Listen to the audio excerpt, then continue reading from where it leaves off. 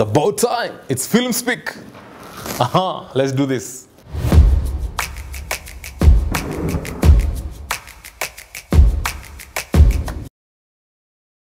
Joining us today is someone who's made a remarkable transition from engineering to the captivating world of photography. So my name is Mwaniki Njiru. Others call me Mwaniki Daudi Millionaire. Mwaniki's journey is a testament to following your passion and redefining success on your own terms. So I'm a trained engineer. I went to school as an engineer. Then I fell in love with photography. I remember back in 2009, meeting some guys with big cameras, akina Mwaf, and I was like, I want to do this.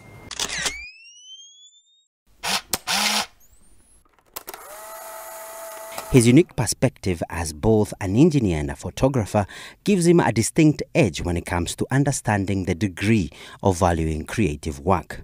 In today's episode, we're tackling a topic that's crucial for anyone in the creative field. How do creatives price their work to ensure they make profit while still respecting their true worth? So when we talk about pricing for creatives, I think for me, I look at it in how we need to approach it. So I'll say 3 approaches. So the first approach is input-based approach. So input-based approach is every time you get a call for a project, photography, film, project, you think about what are your inputs, what are your costs. So how many cameras will I need? So you cost it.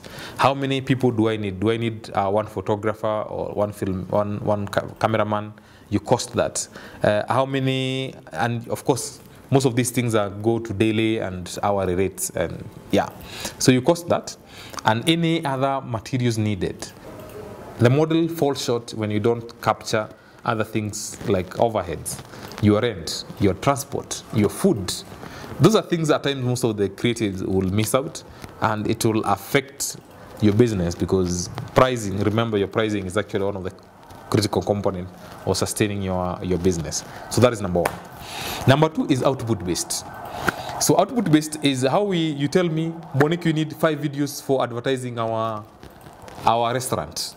You don't care whether I come as 3 crew, 10-man crew, or I come alone with my gimbal, take quick shots, edit, and give you. So that one is dependent on an output, which is a deliverable. You talk with your customer, we agree, this is your need, I'm going to deliver this. How I do it is not so much a conversation.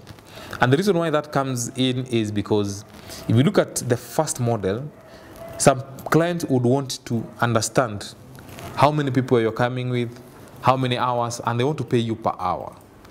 And that model always have a challenge when you say, for us to produce this show, for instance, will take us 7 days.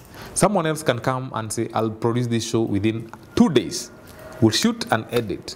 So if you're willing to pay a guy 7 days to produce this show, but you're not willing to pay this guy the same amount, this guy who is doing it 2 days, people will ask, why are you punishing me for me being so good? Because the people are fantastic. So some people will say, don't pay me per hour, and especially designers or editors, people who work on a computer forever. They don't want to be you to pay for them for per hour, pay them for the output. You have agreed, we edit this thing, we edit, we give you. So that is number 2. Number 3 is value-based. So value-based approach is how you value, it's pricing the project dependent on the value. When I say the value, mainly actually the client determines the value. Because how a big multinational will value a video of a CEO addressing them, and how a micro enterprise consisting of 10 people would value their video of the CEO addressing them, is totally different. One will have a budget of maybe 300,000, another will have a budget of 10,000. So value is dependent on the client. And as I conclude on these 3 pricing models, I would say they both actually, if you are a seasoned filmmaker, they all actually talk to each other, because when it's a value-based, you will need to actually appreciate your costs. So that you know, for me to be able to produce this work, these are my minimum costs. So it goes actually to a first approach where you actually make sure that all your costs are catered for. Even if it's value-based, it will come also to the number 2, which is output-based, because also need to agree what are the deliverables. How many videos are you giving? How many photos are you giving? How much designs are you giving? So that it's clear. And I would highly encourage, when it comes to deliverables, have it on writing so that we agree. Even on edits, how many versions are we giving you? Because some clients you can take, how long is this project going to last? Because you can be 1 year down the line, editing back and forth, they didn't know what they want, they're telling you to come back and shoot. If you're not careful, you can burn your fingers. And of course, as I conclude about those values, the other factors that determines your pricing, and that is your quality of work. So quality of work will determine the kind of clients you can actually, and the kind of project client can trust you with. So it's always good to always level up your work so that you can command a different type of pricing. Because when people see just like this, there's the pricing you cannot command. Number 2, market research. At times I hear someone say, this is my rate, take it or leave it. Some of this works very well in the developed countries, but it's good to look locally. How much are people charging, for instance, to show up for a promotional video? So market will dictate some of the things that, the price that people are willing to pay. Number 3, something that you have to think about is about, are you making a profit? Because someone told me that you should always make sure you don't leave money on the table, but also you don't scare away your client. Because if your client can only afford to pay much, try to see how you can work around it. So let's say, for instance, someone tells you, mbele na nyuma, something that we like using here in Kenya. Yeah, mbele na nyuma, we only have 200,000. So you can tell them, for this 200,000, we can do this, but we cannot do this. So you're able to negotiate, or you're able to have a conversation with them and let them understand, do you want to forego this so that we can fit your budget? Number 4, which is very critical, I think we all need to learn how to negotiate. We need to learn how to steer conversation in the right direction. Because if someone tells you, I have only 50,000, how do you move on from there? Do you close the laptop and go? Do you feel insulted? Because some creatives, because of the way they consider themselves, if you mention some figures, they'll just walk away and lose that business.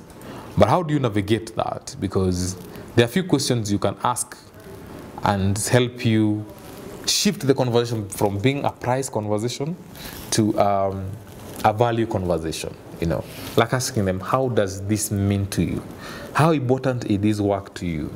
Taxation has been a pain in the hearts of many creatives, and navigating the taxation process for Mwaniki has not been a walk in the park. I think the reality of the matter is the more the government puts regulations on the creatives and any other business, but it's not just creatives, we see the business of vendors struggling on a few things.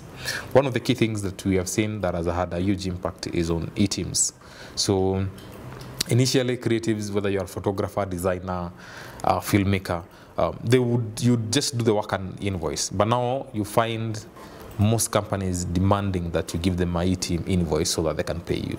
Of course, that has an impact on even just how money is exchanged, because at times it takes a while for you to be paid, and that has an impact on every one of us, because cash is king, cash flow is king. Kenya has extreme laws and regulations when it comes to bringing and use of drones in the country. In order to operate a drone, a permit needs to be acquired from the Kenya Civil Aviation Authority.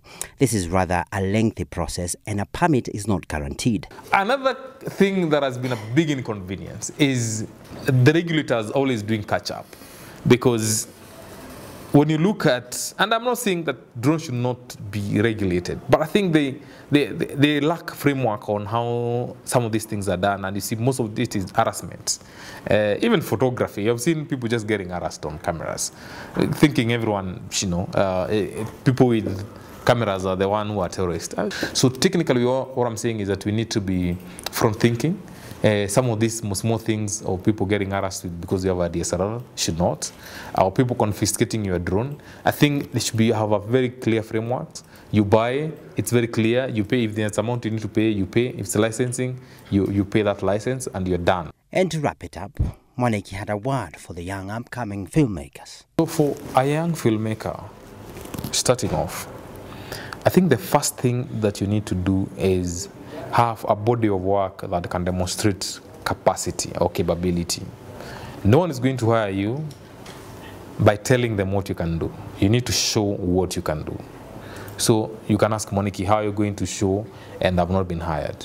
So this is where you do your personal or passion projects.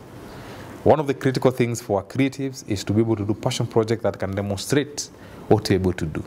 Without that, it becomes very hard for someone to give you work. That is number one. Number two is your personality. Are you a person that people will be happy to work with? Or by the time you finish a project, everyone is bleeding around you, you know? Do you keep your word? You know, do you show up on time? Are you organized? Or some of the things you do are very pricey. You go dropping a gear, lenses, monitors, no one wants to work with you again.